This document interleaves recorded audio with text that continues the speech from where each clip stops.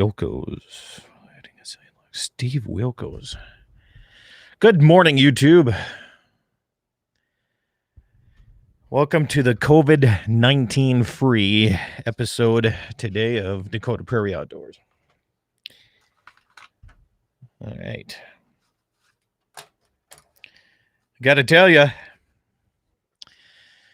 get some people on here. We're doing audio test again. Just a reminder, if you're watching this on a preview on YouTube, you are roughly 14 minutes away from the actual start of the program. So if you want to skip ahead the 14 minutes, you sure can. If you're watching this in a preview. If you're watching it live like right now, you can't do that. Or as MC Hammer would say. That's right. Let's listen to some of this, man. Wonder if they're going to kick me off of YouTube if I listen to some of this or not. I don't know. Found some music from where I grew up, man. Better put it really softly here. Kenny Rogers. Yeah, I seen that this morning. Somebody texting me this morning, and I appreciate the text message because it's some links to some farm and ranch stuff. I'm not sure who's doing it, though. But 2:30 in the morning I've been up, so I went out and checked cows. Because I've been having coyote issues. Again, just like last year. So, awesome. So I started out calving -1 already, down 1. But that's okay, right? Coyotes got to eat too, right? That's what I've been told. I don't think it's okay.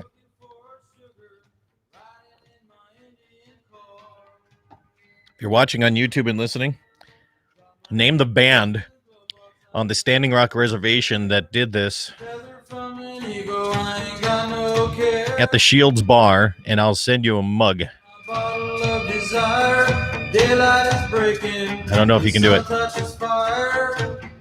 got to make another powwow tonight. I'll be singing 49 down by the river. That's all I'm going to play because I'm sure YouTube's going to kick me off by doing it. You can name it. Go ahead. Send a message to me via live chat on YouTube. Then I'll get in contact with you, get your address, if you know it. And sorry, Jesse, you can't be the one. And it has to be during the live version, not the watch back. Okay. So there's the rules to play today's game. Whoops. I got to shut that off. What we got here? How do I do that?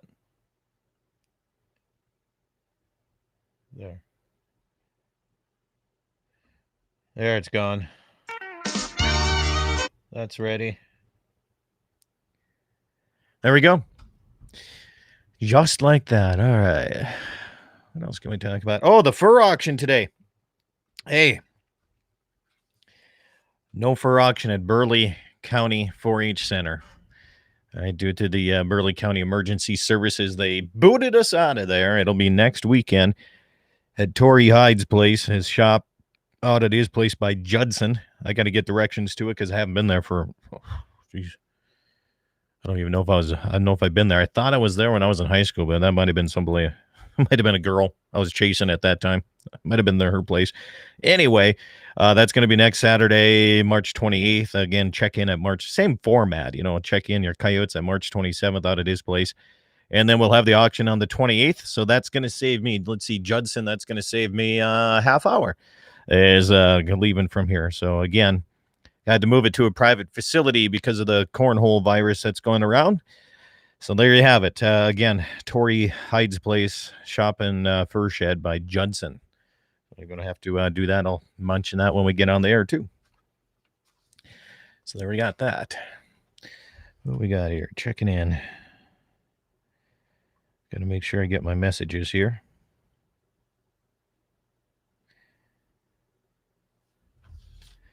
Let's see, what else? As far as I know, the Whites and Lee Angus production sale is still going on this afternoon in Bowman, North Dakota. 1 o'clock at the Bowman Auction Market in 70 bulls, 35 replacement heifers, all kinds of good stuff going on there. He still has a lot of those cowboy ups, too. A lot of people are looking for him, trying to find them. He still has some. I think there's like 4 or 5 that are going to be on the sale docket here today. A lot of heifer bulls and all that, so cross my fingers. I'm hoping to get in on that sale now that I don't have to run up there. Good morning, Karen. Karen, let me know. Are you guys like only have one or two people working in your station? Are you making people do things from home, or is that just Todd Mitchell having to work his tail off all the time and be the Lone Ranger in 5 stations out there? What is South Dakota doing? Let me know. Inquiring minds want to know. I better set my phone system up too. Good. Let's call John. Let's do an early call in to Johnny Arman.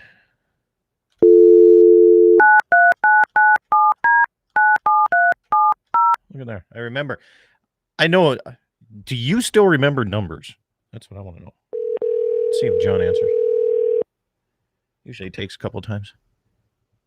Good morning. John Arman, you're live on YouTube. So just to let you know. I'm live on YouTube. I'm sounding a little rough this morning. I think I got that disease. You got the COVID-19?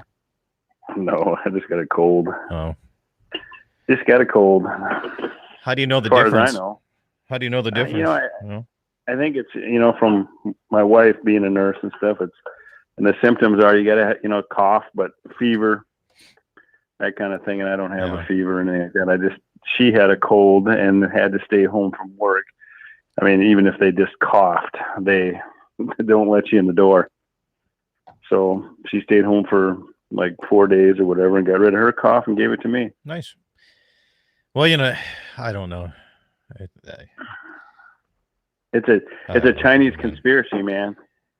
Yeah. It's racist to say that, now I guess you can't say Chinese because they're not. You can't say Kung Fu? You can say anything you want. I don't care. That's the thing. Everybody's got such thin skin anymore. You got to be tough like us sitting here, I guess. So this is the best. I don't think right now at this time there's any social, more distancing radio show going on than right now, probably. No, I hear you. I'm calling you in Bismarck. You're feeding through my system to get back to the Bismarck studio, and also Minot, Dickinson, Mobridge, and Pierre. So, yeah. So there you go.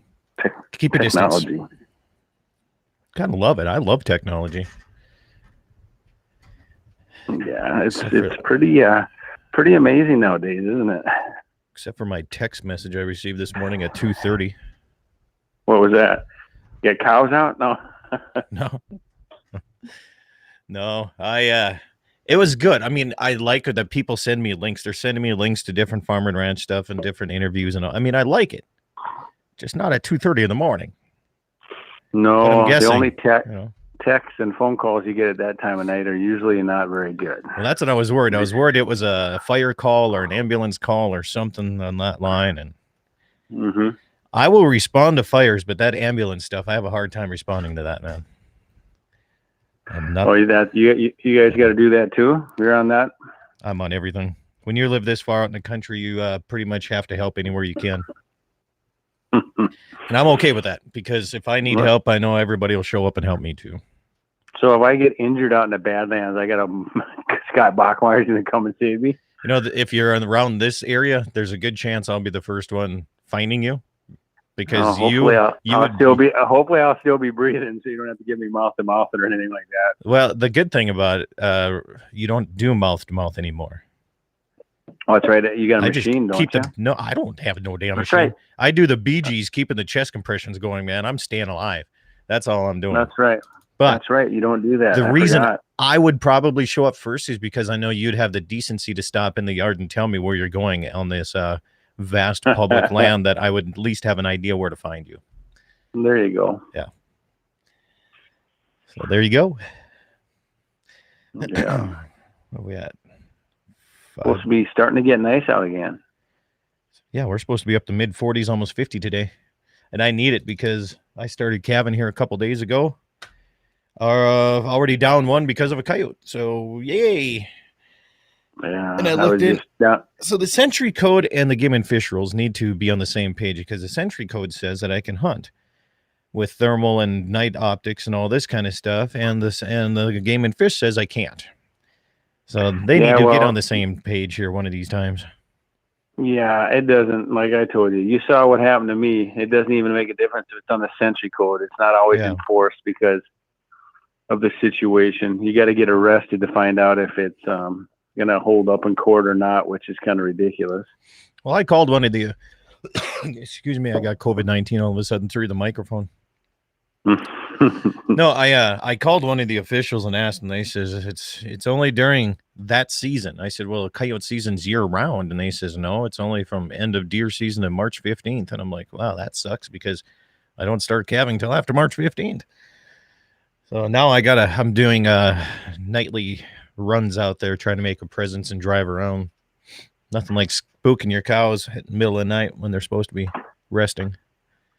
So you can't use thermo to protect your cattle? I cannot. Not according to the official I talked to. I cannot do that. And I don't think protecting your livestock is a big priority after what Darrell Lee said the couple of weeks ago. What was that? I missed that. He missed it. Yep, I missed it. He came on the show and he says that there's somebody that had a moose in with his cattle and squaring off with one of his bulls, and so he shot the moose and called the game warden. Now he's getting arrested or fined. Oh yeah, he got fined. They want to take his guns, and now he's taking him to court and fighting him over this because he was protecting his property, and I guess that's not allowed. I guess so.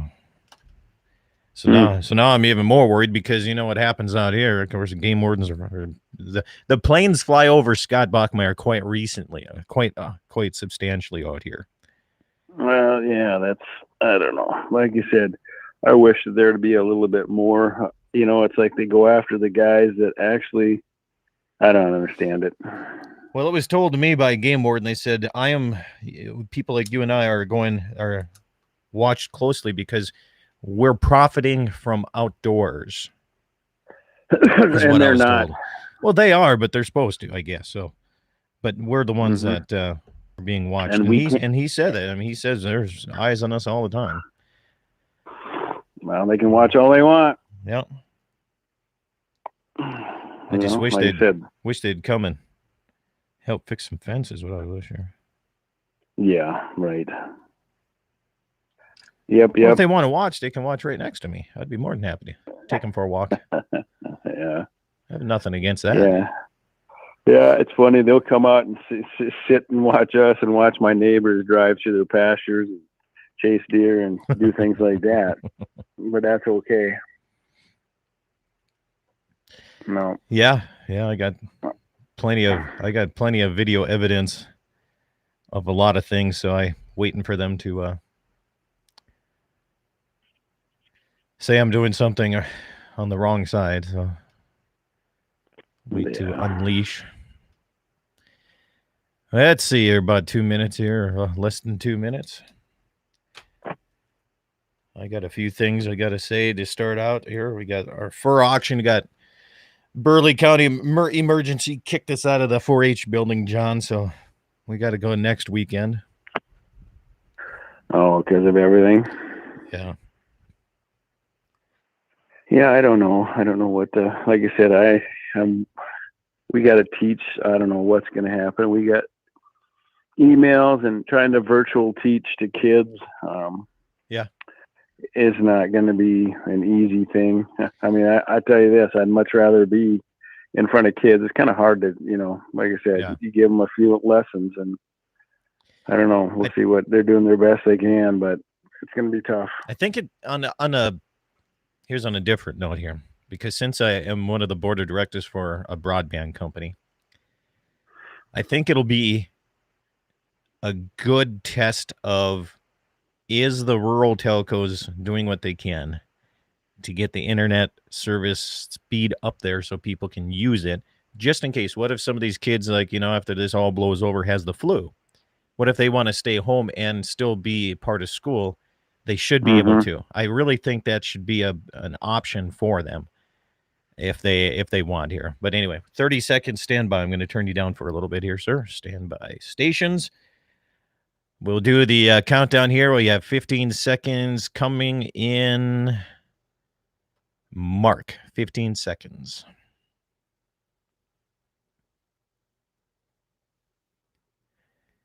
5-second check and mark.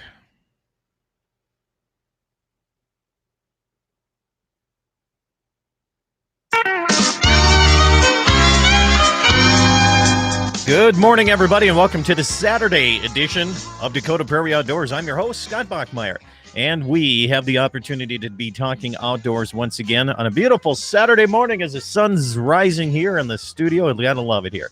You're listening to Dakota Prairie Outdoors on some of the best stations all across the Dakota Territory. KFYR in Bismarck, KGFX down in Pierre, South Dakota, the capital cities of both Dakotas, KCJB in Minot, KOLY in Mobridge, and KLTC in Dickinson, along with my YouTube channel. You can go to Dakota Prairie Outdoors Radio. Please subscribe if you would here. And hey, good morning to all you folks watching on the tube here this morning, including Darren. Good to see you here. Hey, it's crazy how things with the COVID-19 has progressed since last week's show, hasn't it? Here, definitely making it a little more challenge for some of the folks, especially those with kids in school. And I want to give a shout out here to the Scranton School, Scranton, North Dakota. They're taking advantage of some of the best internet in the nation, have been using it to help school kids. I mean, I think it was like only the second day out, get some of their lessons done while everything else is closed up here. So I want to give a big thanks to the rural broadband services, also the rural electric co-ops here. They're making it possible to work from home with some of the best and most reliable services here in the Dakota Territory. Also, big thanks to coal and oil workers keeping that clean energy running for us. As you can see, if you're watching on YouTube, it's calving time for me. That means if you're watching me on the YouTube, I'm going to look a little rough. Well, I guess maybe a little more rough than I usually look here because I started a couple days ago, first calf on the ground, boom, taken by predators. So I've been trying to go out and do some night checks and try to keep my pasture calves, try to keep a little presence out there is what I'm doing. So there you go. Hey, very quick, as far as I still know, coming up, the Whites and Lee Angus joint production sale today, this afternoon, 1 o'clock Mountain Time, Bowman Auction Market, 70 bulls, 35 replacement heifers, and they're not going to stop because of no COVID-19. You know why? Because ranchers, we vaccinate for this, okay? That's right. We have that all the time. The North Dakota Fur Takers Wild Fur Auction has been moved from this Saturday today to next Saturday. We're going to move it to Torrey Hyde's shop and fur shed out by Judson. That's out by New Salem, if you don't know where that is. That's going to be next weekend. Same format, everything. Check in Friday. I'll be up there next Saturday, do the auction and everything, but had to move it to a private facility because as what they call the cornhole virus. And also coming up on April 24th is the Medicine Rocks Angus sale. That's at Bowman Auction Market again, April 24th at 1 p.m. You can go to medicinerocksangusranch.com for more information. So there you go. Let's welcome to the program from one of the most viewed television personalities. He's on TV, Amazon, all over social media with Ultimate Outdoor Adventures TV. John Arman, good morning. How are you doing, sir? Good. How you doing, buddy? I am healthy as a horse, man. I tell you that. Well, I'm fighting a little bit of a cold, but hopefully that's all it is, and I'm not dying, but I'm doing fine. It's the COVID-19. You just admit you have it and just go get tested. I mean, you're in Burley. Yeah. You're in Burley County, and as far as I seen on the map, that's like the plague is hitting you guys right now. Yeah, like I said, I think it's gonna get worse before it gets better. It's kind of like let's talk CWD.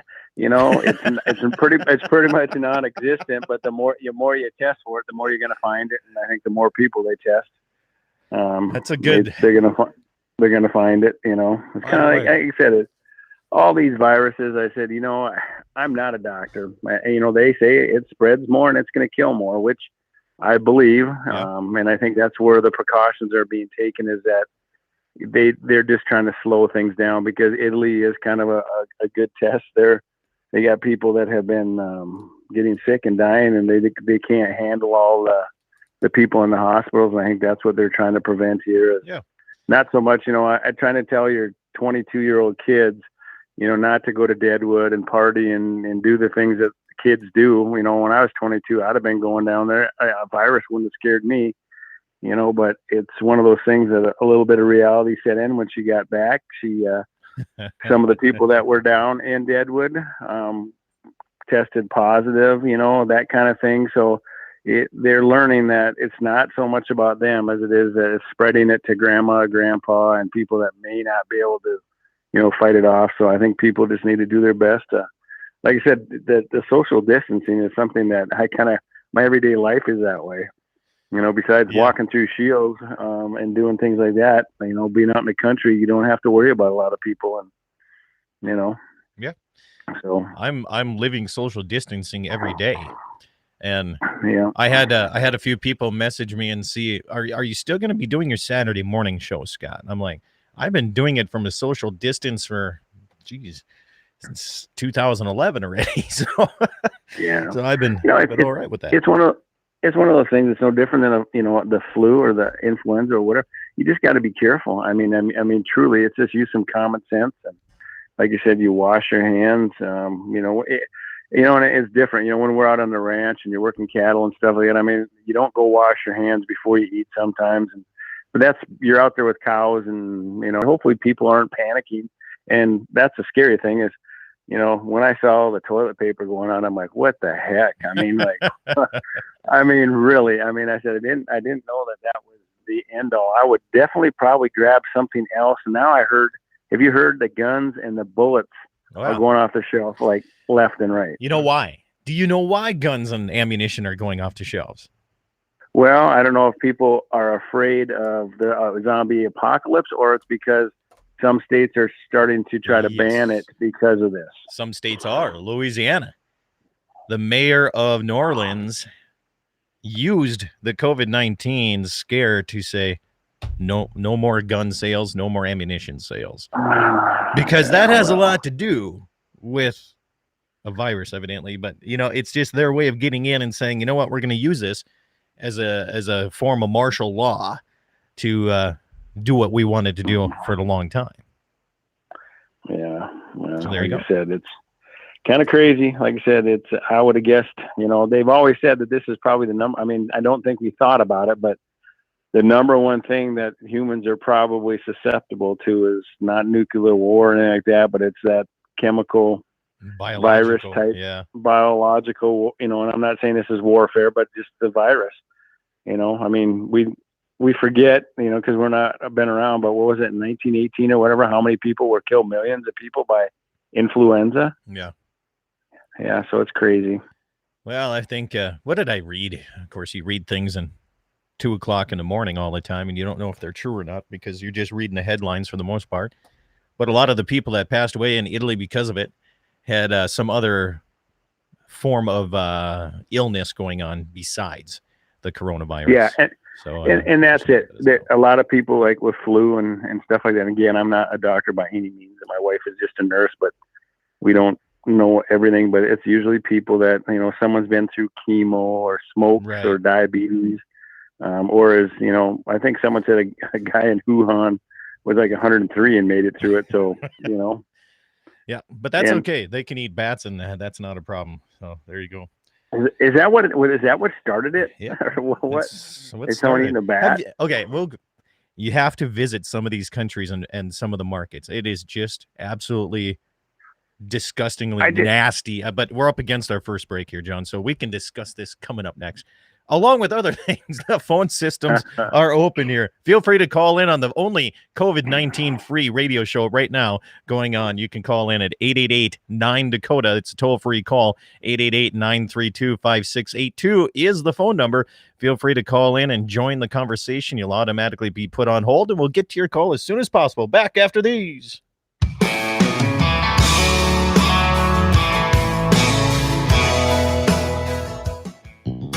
From big loans to small personal loans, you can bring your dreams into focus with Dakota Community Bank and Trust. We make getting a business or a personal loan so simple, you'll want to work with us time and time again. With competitive rates, we offer personal, ag, farm, business and commercial loans, home loans, and more. Stop into your local Dakota Community Bank and Trust for a quality, hometown community banking experience we pride ourselves in. Equal housing lender and member FDIC. At Dakota Community Bank and Trust, that's what we do.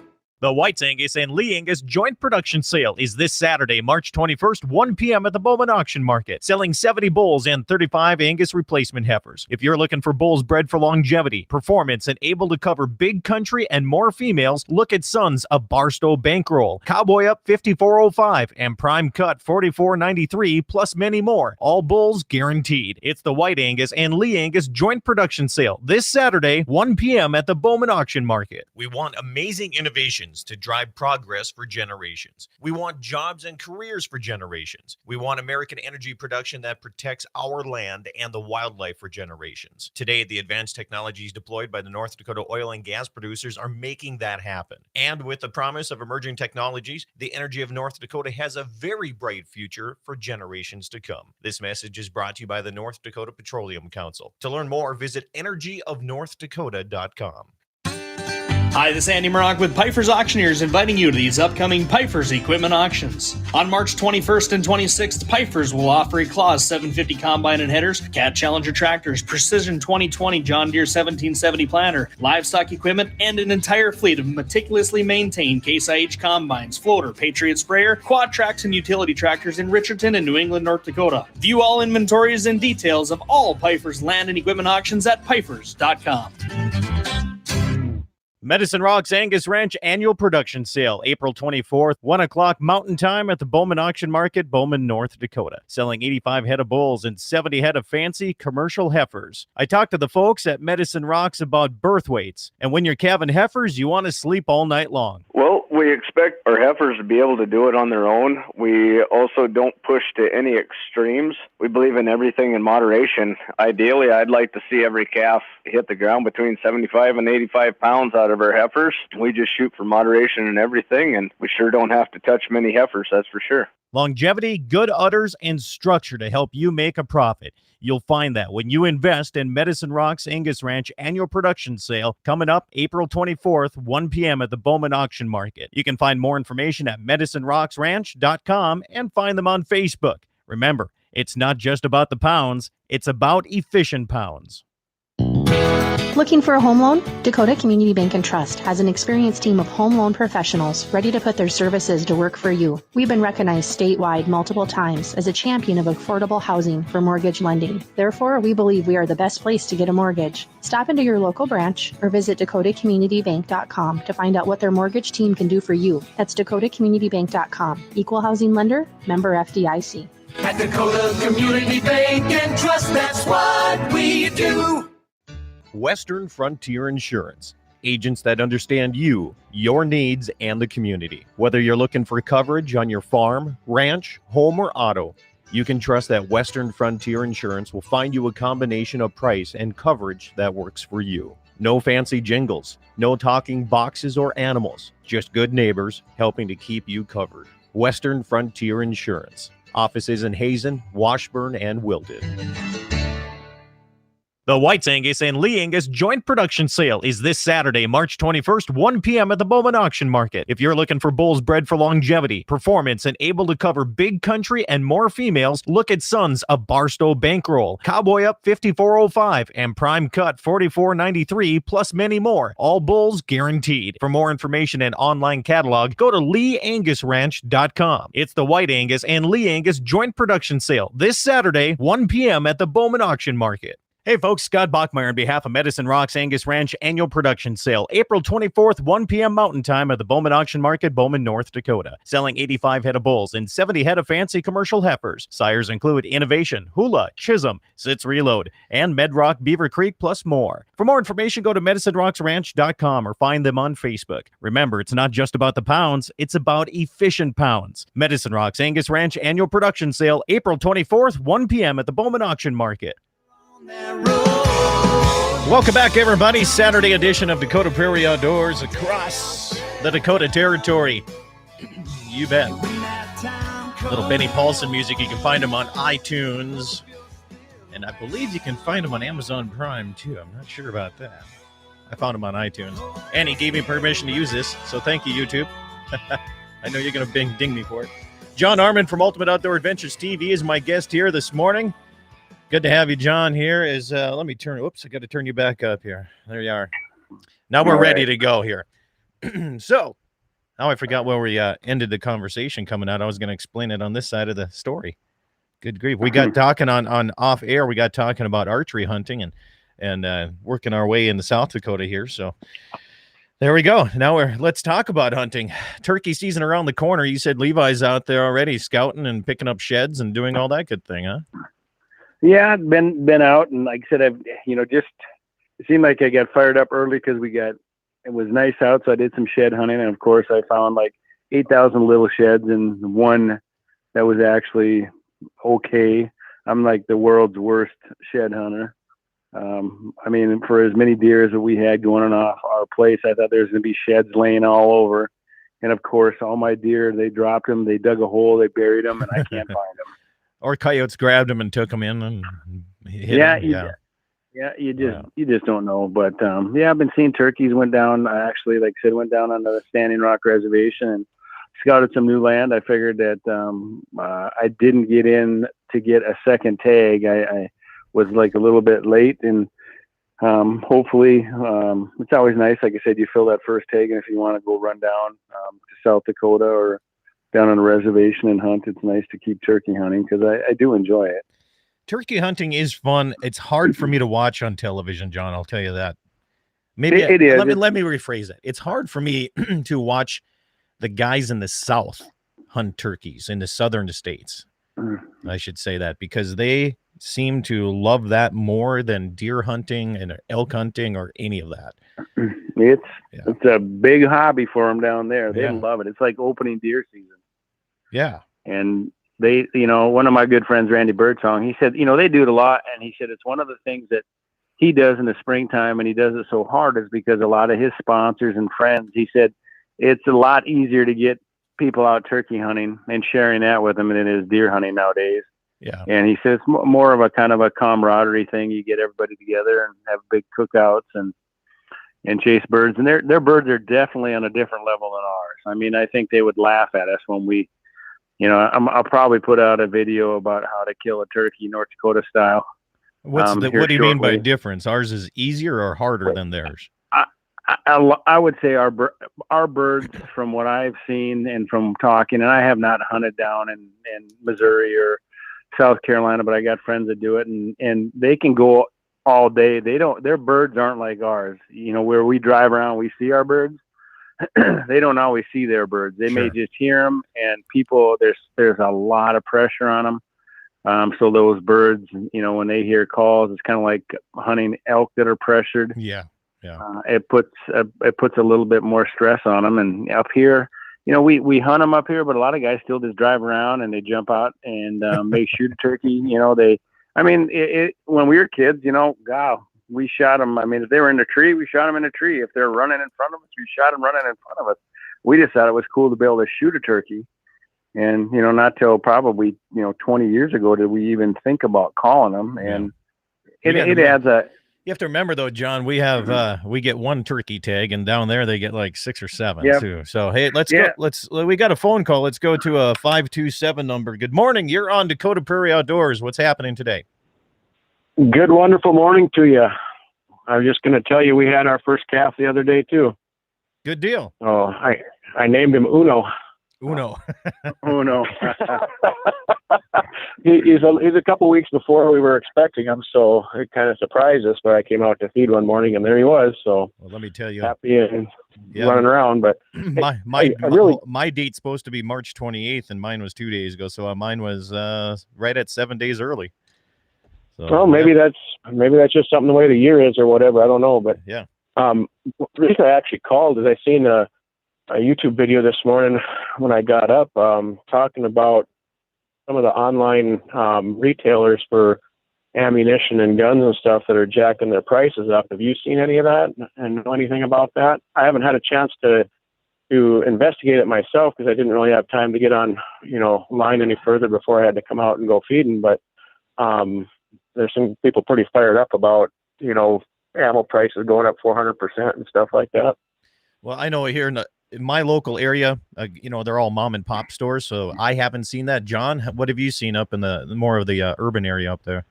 I have not. the place I shop is Shields, and I've never seen them ever price gouge on anything like that. I mean, they keep their prices the way they've been, and once they're off the shelf, even when they get new stuff in, I've not seen it go up drastically. And I think it's no different, when you think about it. You guys are ranchers. What happens when there's a hay shortage? What do guys do to each other? They jack up their. I guess I'm not talking about the mom and pop and the brick and mortar. I'm talking about the online. Oh, I didn't really realize this, but apparently back in 2012, after Sandy Hook, I believe it was, that there were certain online retailers that really jacked up their price on their ammo. And I didn't know if you guys had heard about that or looked into that at all or whatever, but I suppose I will when I go home here. Yeah, I guess I haven't. The only ammunition I order online that I need to is my 28 Nosler, because nobody carries that type of ammunition around where I'm at. But yeah. I don't order it online either. I guess I buy it local, but I thought that was kind of a dirty move if that's what's going on. I wouldn't put it past people to do it. That's for sure. No. Yeah, right. Ammo and hand sanitizer. Look out. Yeah, toilet paper. Yeah, did you see the meme where it said a guy was winking at the camera and he said, if you can stack your ammo higher than your toilet paper or something like that, you're all right with me? Or there you go. All right. Well, thanks, guys. I appreciate talking to you. Thanks for calling in. Appreciate the call. 888-932-5682. That's 888-932-5682 or 888-9-DAKOTA if you can still do that with your phone and the letters and the numbers and all that here. John, you still have one of those rotary cell phones that you use or what? Or did they? Nope, I'm good. You got a smartphone? I have now? one. Good. Yep. At school, we have an old phone like that, and the kids were like, "What is that?" They had no idea what it was when you. Did you know you can actually download an app for your smartphone to dial like an old rotary phone? Really? No, that's pretty cool. Yeah, do that to really blow your kids' minds when they have to do that. Teach them the old school, man, just like hunting. You see, like this guy was talking about, the meme, if you can stack your ammo higher than your toilet paper, you're all right with me. The same thing. I've been watching a lot of people on social media say, this is why we need to continue teaching our kids to hunt and fish and kind of supply for themselves instead of, what was that one lady? She posted, what do we need farmers for anyway? Why don't they just go to the grocery store and buy the food, right? Oh my. Yeah, that's kind of ridiculous, isn't it? Yeah. It's funny how these things that happen throughout our country. And the one thing about it, when we were kids, you didn't get to see how dumb people were unless you saw it firsthand. And now it's like you get to see it because they post it all over out there, so they don't even hide anymore. It's just like, let's just put something up out there that makes me look like a Yahoo.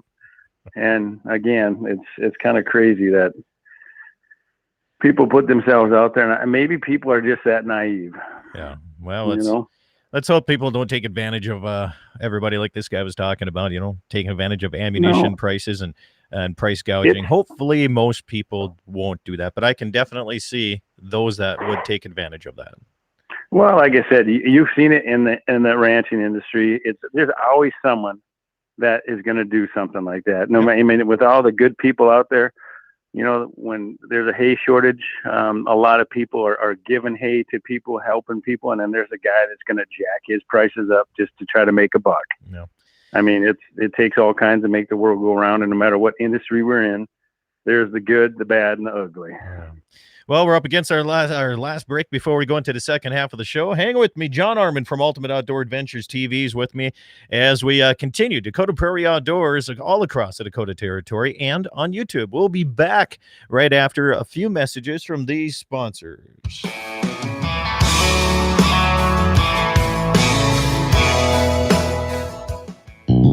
From big loans to small personal loans, you can bring your dreams into focus with Dakota Community Bank and Trust. We make getting a business or a personal loan so simple, you'll want to work with us time and time again. With competitive rates, we offer personal, ag, farm, business and commercial loans, home loans, and more. Stop into your local Dakota Community Bank and Trust for a quality hometown community banking experience we pride ourselves in. Equal housing lender and member FDIC. At Dakota Community Bank and Trust, that's what we do.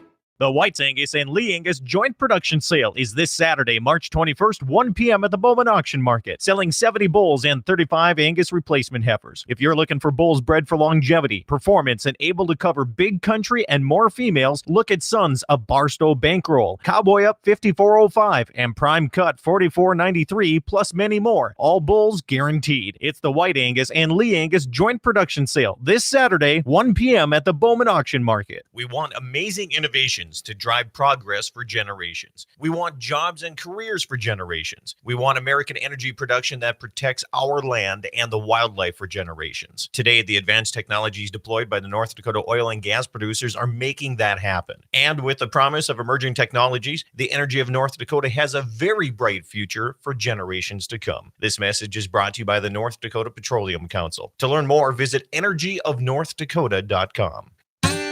Hi, this is Andy Murrock with Piper's Auctioneers, inviting you to these upcoming Piper's equipment auctions. On March 21st and 26th, Piper's will offer a Claas 750 combine and headers, Cat Challenger tractors, Precision 2020 John Deere 1770 planter, livestock equipment, and an entire fleet of meticulously maintained Case IH combines, floater, Patriot sprayer, quad tracks, and utility tractors in Richardson and New England, North Dakota. View all inventories and details of all Piper's land and equipment auctions at pipers.com.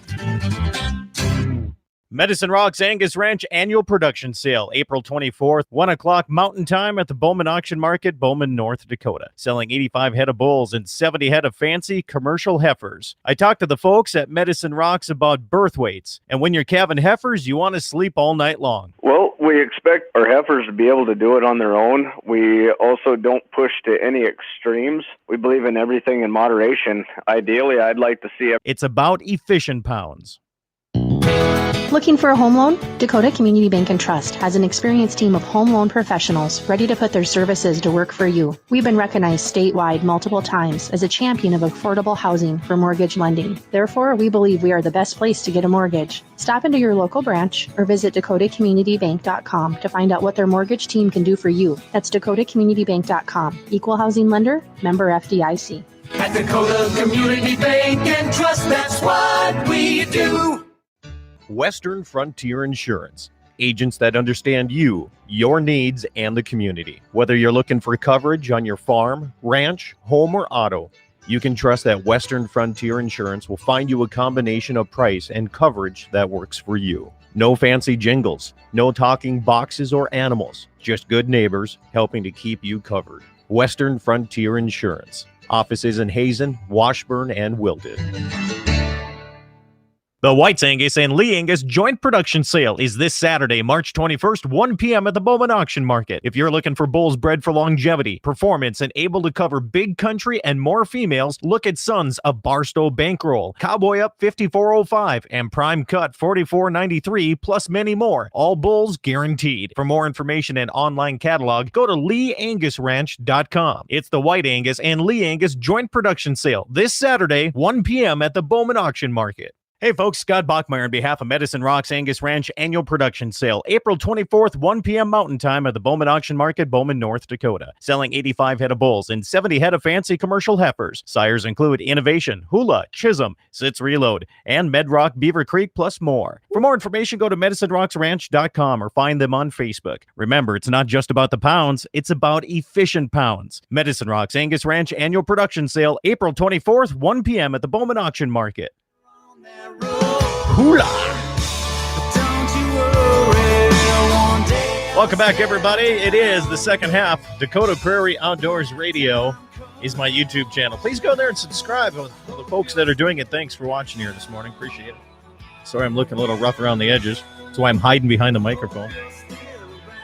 Just a reminder, the fur auction that was supposed to be for today at the Burley County 4-H Center is moved to next Saturday, and we're going to have that, let me get the name correct here, at Torrey Hyde's place over by Judson. Same format, just a different location. We got to move it to a private location, so there you go. John Arman from Ultimate Outdoor Adventures TV is with me for the second half. Now we don't have so many breaks here, John. We got 20 minutes of just letting her fly, and there's a picture coming in from Levi. He says, we're listening to you and Jim Shockey. We're listening to you and Jim Shockey Light. I don't know. Jim Shockey Light. Yeah, there's one of the guys in the industry, Jason McKee, who comes up hunting with us all the time. Every time he calls me Jim Shockey Jr., Jim Shockey Light. I guess it's because of the black hat. So I got yeah, they think it's pretty funny. You know, I tried to get an interview with Jim Shockey. That's nearly impossible. Yeah, you know, he's when I've run into him, he's been if you get him when there's not much people around, he's a very friendly, very funny guy, very entertaining. But when you get when there's people around, he is not as. No, like I said, I'm sure it's hard because it's like Michael Waddell and some of those guys. There's you call up Randy Birdsong, who's got one of the top shows on the outdoor industry and is doing very well. He's a guy that you can get a hold of and would talk your ear off. I mean, there's just some guys that are so busy, they're at that next level of busyness, and it's hard to get a hold of them. Go. I don't want to get to that point, John. I want to be able to sit and talk to folks once in a while. Hey, did I tell you what a lady I helped with a Red Angus auction in Williston a couple of weeks ago? And I did my show, and I got on the road and busted my tail up there. I got up, and a lady comes up to me, and she says, "Are you the guy on the radio?" I said, "Yeah." She said, "Well," and she looks me over. She said, "I sure thought you'd be a lot skinnier than what you are." Ouch. Yeah. I'm like, oh, good grief. No. And you can't say anything back, because then it's just rude. No, at least she's listening to the show, right? Exactly. Yeah. So, well. That's let's talk. That's really... we shed hunting. I took a little trip last night, checking some waters, went up north, and a couple elk up there still have their antlers. They usually do, but I've been hearing that they're going to be dropping. Some folks said that they're already dropped. My buddy that I was talking to just when we were off the air here over in Ecolak, he says a lot of them over by the forest over there have dropped already. So, I'm hoping, crossing my fingers, I'll actually find some elk sheds this year is what I'm hoping to do. And not in my tractor tires out on the hayfield, but hopefully I can find them ahead of time. Yeah. Isn't it funny how shed hunting has become so popular? I mean, they have shed rallies. There's a lot of money involved in it right now. Yeah. Yeah, and they've got seasons for it now. And now they're charging permits and things like that because, the guy the other day, it was probably a month ago, I did a video on that and just told people, just remember it's still early. Slow down. You're pushing these deer, and some of these deer are in kind of rough shape. And a friend of mine that I know, and he's like, oh, come on, that don't happen. I said, we forget. I said, you're the guy that went through there today. I said, how many guys came through there? If you got, 4 or 5 guys that come through the same spot within a week, that puts a lot of pressure on animals. Yeah, it's no different than someone chasing your cows.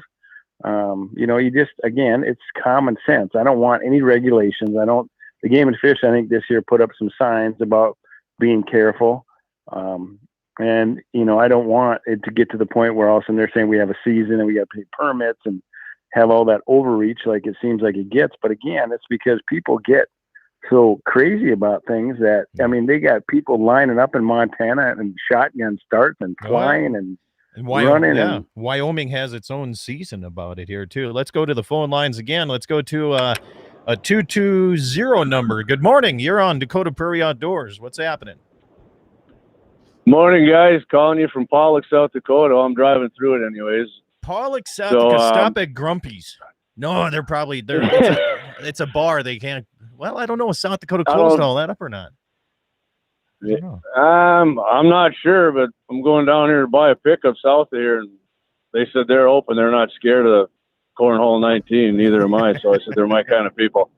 There's some good folks in Pollock. I'll tell you that. In Mulbridge, South Dakota, Koly, like the name right there. What's on your mind, Jamie?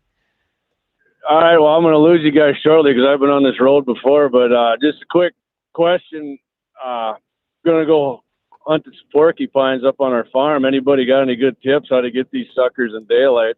Is killing them at night's illegal apparently. But if anybody's got any tips on how to get them and what time of day, I'd appreciate it. Because usually when I'm driving around my Ranger sub and see one, that's when I get them. But if there's any technique to it, I'd appreciate it. And John, you're not the worst shed hunter. I suck at it a lot worse than you, buddy. So don't hold your head low there. All right, I'm gonna lose you guys here in about 100 yards, so I'll keep listening. All right, talk to you later, guys. You bet. Thanks, Jamie. You bet. Porcupine hunting. This is a question from Marty Beard, isn't it, John? Well, yeah, he might know. I mean, like I said, to me, my brother is like, I'm getting old, buddy. I'm getting soft. My brother's like, oh, porcupines are wrecking the trees. I said, they're just having a little dinner. I said, they're fine. But if he sees one, he shoots one. And I don't do it. I hardly ever shoot them anymore. Like you said, I'm getting soft on that part of it. But again, I know that they get in the cattle. And again, they're not going after cattle. They're not going after horses. But if a cow happens to see a porcupine, he's going to stick his nose down there possibly. Wow. And that makes a mess, so. And it's a lot of work. I'll tell you that right now, horse and cattle, it's a lot of work. Oh yeah. Yep. I've had my dog. I had a dog that he learned after the first couple times, but he sure hated skunks, and he just killed. He knew it wasn't that bad to get smelling. He'd kill the skunks, and that was probably, I'd much rather take out some quills and have to deal with that skunk smell. Yeah. Well, Jamie, I'll send you some link. I'll send you some of the tips that I have about porcupines, because I went on a rampage here at the ranch, and I've had to deal with it, John, and the cattle and the horse and everything, and it is a pain in the butt. So I got some tips on it, because but I know that I'll just send them in the text message to them. We'll go that route. I heard. I think can't think of it as maybe Stephen Rinaldi's got a recipe for porcupine too. They're supposed to not taste too bad. I heard the same thing. And we were talking about that about other countries, and I just listened to someone. He was talking about he was talking about being over in like Peru or somewhere, and their delicacy was like gerbils or something like that. And they said they were supposed to be these delicacy, and he said it was the worst combination of like rotten meat, tuna fish, and something else. He said, so it's amazing what other people eat in other countries. It is. And I tell you what, the same thing, looking at what we eat sometimes around here, other countries look at us and say, how can you eat a cow? That's sacred to some people, Yeah. It's funny. It was guinea pigs, the guy said. And then he was talking about the monkeys over there, how vicious they are, that they attack you and they steal from you. They steal your food. It was crazy. Yeah. One of the ranchers, Mr. Siemens over in the Hettinger area, says life still goes on here at the ranch. So there you go. And then Darren's up in Hazen says, we just got done butchering last night, a cow and 3 pigs. Yeah, so, like I said, a guy can't shut down. You got to keep doing what you're doing, and like I said, this is going to come to an end. It's just hopefully we can get through it without, like I said, the thing that I'm worried about is that there's a lot of small businesses that are going to take it hard, because you think about it, on your ranch, it's you, but if you had 10 employees and you had to shut down your ranch, those 10 employees aren't going to get paid. And that's what's happening to a lot of these people, whether it's in the restaurant business or wherever. So, people just got to be conscientious of that. There's some people going through some really tough times right now, because there's not many people that don't live paycheck to paycheck. I mean, you're depending on that money coming in, no different than every season when the farmer or rancher is selling and the prices are bad, it makes a big difference. And so there's a lot of people that are being affected by it, the ranchers and farmers too, everybody is. So we just gotta kind of tighten up our belt and help each other and hopefully get through this, be kind and take care of each other. Here's the thing right now, I think buy beef straight from a rancher. Just go buy one, have it butchered, because not only is it going to be cheaper for you, but at least you're skipping the packer that's making all the money right now on us here, John, because we're not getting diddly squat for kill cows right now, but the packers are, the price of boxed beef has went up, but we haven't seen nothing here but prices going down. So buy local cows. Let me know when you butcher. Hey, I have stuff ready all the time. I take a quarter beef. I just, like I said, we were just talking about that because my wife is like, we're on a hamburger. And going to the store and buying is not what we want to do. No, we could definitely take care of that. We usually save a few every year, and if you want to be on the list for one, we can sure do that. Or a quarter. That'd be awesome. You need more than a quarter, man. Come on. Oh, it's just my wife and I right now. And I still got I got to eat my venison too. I got to make sure that I just made some venison stew the other day, and it turned out pretty good. And it's funny how that stew, you put it in the fridge, leave it for a couple of days, it even tastes better. Oh, I love leftovers. I'm a leftover king right now. Yeah. So deer sausage. What all do you put into yours? Or do you have somebody else do yours, or do you do your own? We do a little of both. Jason makes his own. He gets his recipe or whatever. I think his dad and he always do it together, and I think they get it from the butcher block or some special recipe. And he does like an Italian one, he does a German one, and then my brother does his own. I'll get some done at West Dakota. So I do a kind of a combination. So, one thing about breakfast sausage I've learned is that if you make the same stuff over and over and over, you kind of get tired of it because we eat a lot of it. Yeah. And this way I get some from from Jason, and I get some from my brother, and then I have some made. And, we used to, when we were kids, that was a big thing. We got together with the whole crew. There was like 14 of Dad's buddies, and we go to, one of the guys had a heating and air business, and we go into this shop and we'd spend all day making sausage. So, we still try to do that when we can. Yeah, you got to keep it mixed up. I like it. I've been using, years ago, I started with Cloverdale Chipotle garlic bacon. Ooh. And I've been putting that in everything. And I think I said I did a radio show on it years and years ago, and I've had so many people call and ask me what percentage, because you can put too much in and it's way too salty. So we played with it quite a bit, and we found kind of the right mixture to use, and it is outstanding, John. I tell you. Yeah, that can't go wrong putting bacon. Yep. No, and we get, like I said, every time we go on a road trip, I stop at Cloverdale Country Store or the local supermarket and get some black peppered or maple, or we usually have an excess amount of bacon because I love bacon. Yeah. Text message comes in, says from Riley up north. It says, when do prairie dogs have pups and start coming out? Well, first off, Riley, they've been out. Any sunny day like this morning, today, they're out. All winter long, they are out. Pups usually 3 times a year. The first one's going to be around May, and then every 6 to 8 weeks after that, they can have a batch of pups all the way until fall time. So there you go. I don't know, John, you have anything to add to that? We usually go them things.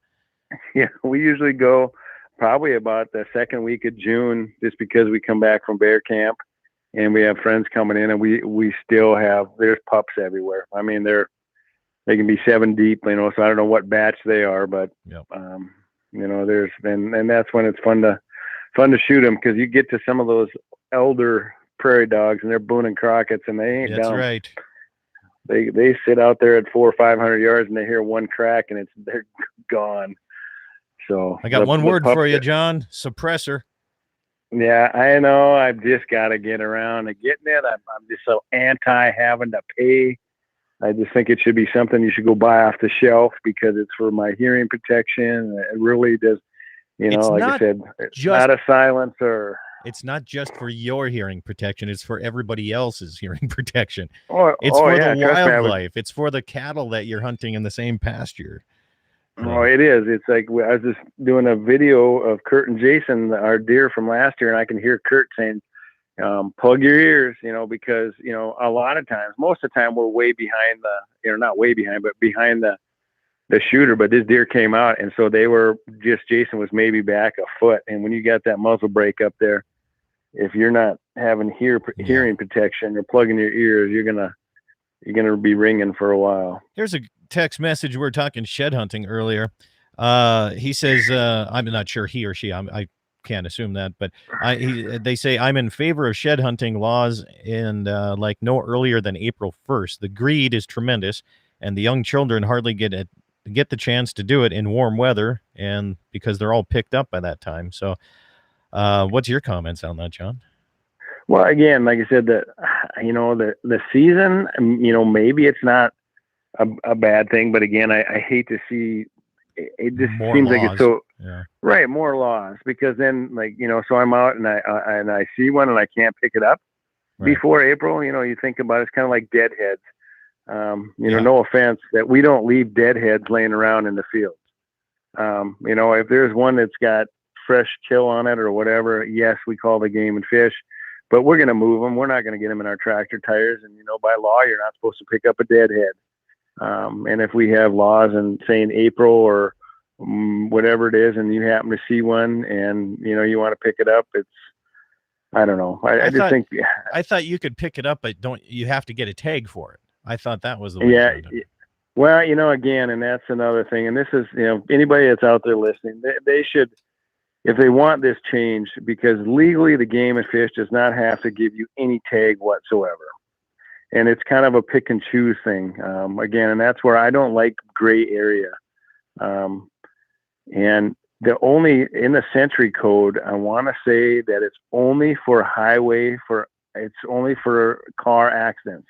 If you hit one with a car, you can call and you have a right to get that deer. Really? Okay. But if you find it, and someone can correct me if I'm wrong, but I'm almost positive that that's what the law has stated, because I've heard some warden say, well, I really don't have to give you a tag because it's only for vehicle accidents. And so if you find one out in the field, they don't have to give you a tag. And I've heard, and again, this is hearsay, I've heard some guys say that the game wardens won't give them a tag for it and will take it. I heard one guy say he watched a guy cut it up. So there's always hearsay about that stuff, but by law, you have to have a tag, and I don't think they have to give you one. And I think it's that they look at it as someone went out there and shot it, left it lay, and then they're going to go pick it up. And again, you're presuming everybody's guilty. And guilty before proven innocent. Let's get one more phone call in here. Jesse, you have 30 seconds. If they're going to start pushing these dates on picking up horns and keep these ridiculous rules about deadheads, that's fine. I'll start sending all my four-wheeler flat tire bills and tractor flat tire bills straight to the Game and Fish's office, and they can pay them. Well, that's not going to happen. It's all these guys that are trying to hay and trying to plant and trying to harvest. When I was working at Cenex years ago, you can't imagine the number of rear tire fixes I did because a little horn or a big horn was stuck through a $1,500 rear tractor tire.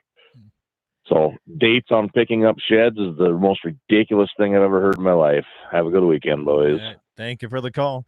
Yeah, John, people have wasted another perfectly good hour listening to you and me. How's that feel?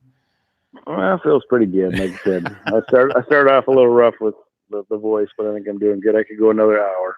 Well, we have 60 seconds for our. Well, I take that back. We don't. We're up against the clock here, man. So up against the clock. Well, I appreciate it, buddy. I always have a good time. I appreciate you coming on, making time on the weekend. It's getting harder and harder when this COVID-19. People just don't want to answer their phones for me, man. I tell you what, they're scared.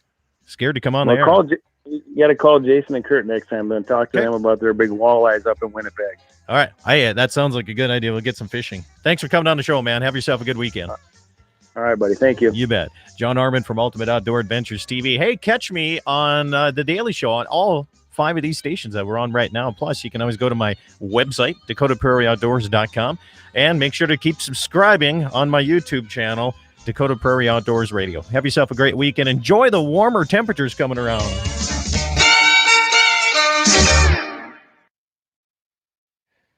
All right. Thank you, radio stations. John, we are still live on YouTube. All right. So there we go.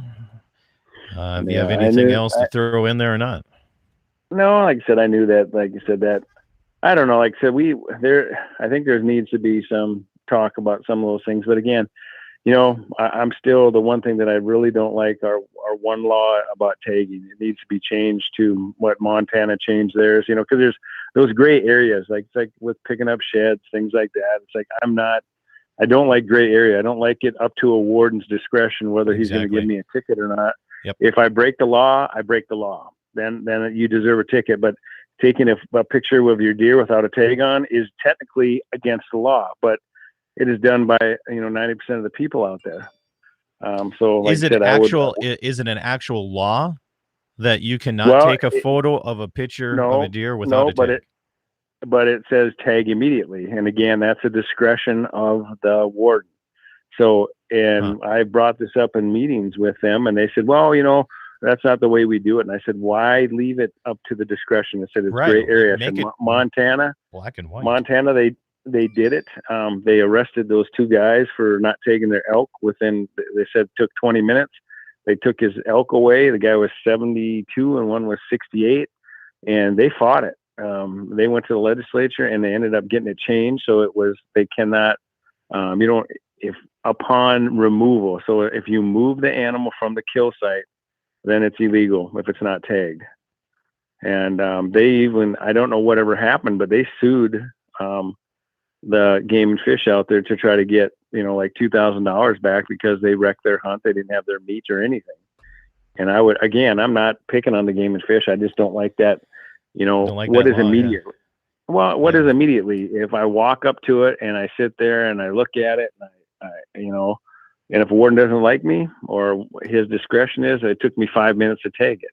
Right. But they say, well, as long as you don't move it. But again, if it says, before moving from kill site, then it's black and white. Right. Which is what I always thought it was before you move it. No, it's one of those deals that if they wanted to, they could pursue it. And again, I'm not picking on them. I'm just thinking that there's just, to me, it's kind of like it black and white is what it should be. Well, yeah, the speed limit is not between 60 and 75. Right. It's 75. So that you're breaking the law. Right. So yeah, like I said, there's just little things, but again, I wouldn't want to be in the Game and Fish's position either. Yeah, I think that you're not going to make everybody happy. That's for darn sure. Nope. No, that's for damn sure. But on the other hand, guys got to keep trying to get things changed the right way. Well, right. Again, that's what we the power to the people. I mean, if you have a problem, that's why we speak up and try to get things changed. And when we don't like things, we speak up, and we've gotten them changed. And so there's something to be said about it. Yeah. Jesse just posted. He says that it has to say remove from the actual kill site, not just move it. Right. Move it by changing the position of the head for your photo might be considered moving your deer. And that's, like I said, and that's how they catch a lot of people is, they'll have their deer in the back of the truck with no tag on them. Well, then they moved it. Yeah. But again, it's one of those deals that it's, they're just not black and white. And again, we're pretty good. We go up to it. In Montana, I know before they changed that law, we tagged them immediately. Yeah. It was like, we just knew. Yeah. That before we did anything, we walked up and we tagged it. Now we can still do what we usually do is sit down behind the animal, tell what happened, and then show us tagging it at the end of it, so it's on video. So we always have that video of us tagging the animal and cutting out the date and stuff before we put it on. So yeah, just to be extra careful. Cause like you said, people are watching what we do. Oh yeah. They're watching closely. We want to do, that's the right thing. You want to see how many people on Facebook post photos without the deer being tagged. I mean, if that's illegal, they could just go to your account and just start.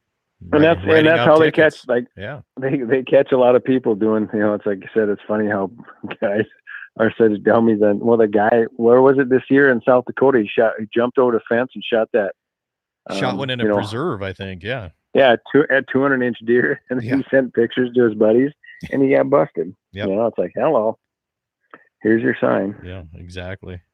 There's a guy talking about shed hunting that lived up in a Pemmican Gulch up that way, has a whole bunch of land, and he went up and checked his trail cameras, and there was somebody trespassing and walking right in front with some pretty monstrous sheds, And so he just printed those pictures off of his trail cameras and put them in every local bar and said, reward offered. If you know who this is, call my number or whatever. And I guess it was within 5 minutes of putting those in the bars that guy called and it started apologizing pretty quickly. He got caught immediately, So, shed hunting is one of those things, especially, for elk stuff, and people want to find those big 380, 400-inch antlers to hang in their walls. And they'll do anything they can to jump the fence and go on somebody else's land. I didn't realize how much money they're worth. When we were in Montana, this guy that I hunted with he runs shed necks, and he buys antlers all over the country, and he makes a dang living at it. I mean, they're paying.